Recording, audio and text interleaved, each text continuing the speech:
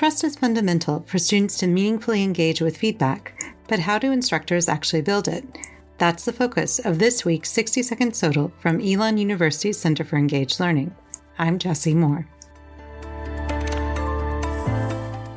In Building Trust Through Feedback, a conceptual framework, Brianna Barakatar, Kiruthika Ragapathy, and Catherine Troyer share survey research on feedback practices and offer a framework for relationship-building conditions and agency-promoting practices that foster trust in feedback cultures. Their article appears in the open access journal Teaching and Learning Inquiry. The researchers surveyed 147 participants at a range of research sites in North America, Europe, and Southeast Asia, and at varied institutional contexts, including small liberal arts colleges, community colleges, and research-intensive universities. The survey, adapted from Winstone and Carlos's 2019 study, included demographic questions, institutional context questions, 11 items related to instructors' feedback practices, 9 items about instructors' feedback beliefs, and 4 open-ended questions. This article reports on the open-ended questions.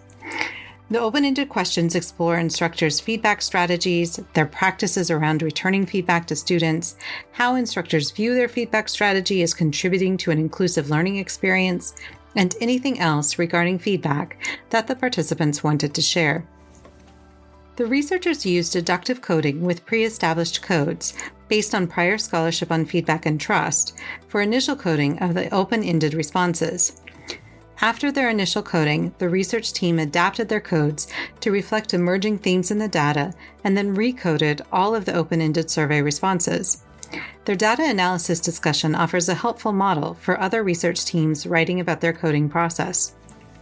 The authors identified 3 environmental conditions that foster trust. 1, positive non-judgment. 2, inclusion, community, and constructive interdependence. And 3, dialogue and discussion.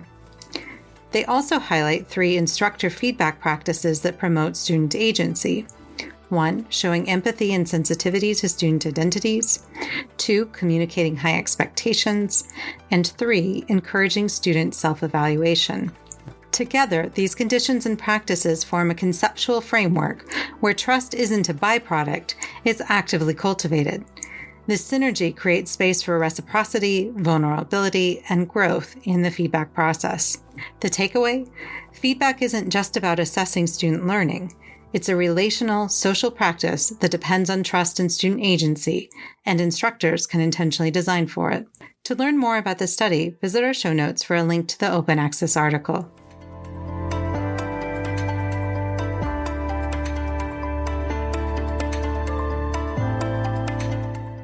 Join us next week for another snapshot of recent scholarship of teaching and learning on 60-second SOTL from Elon University's Center for Engaged Learning. Learn more about the center at www.centerforengagedlearning.org.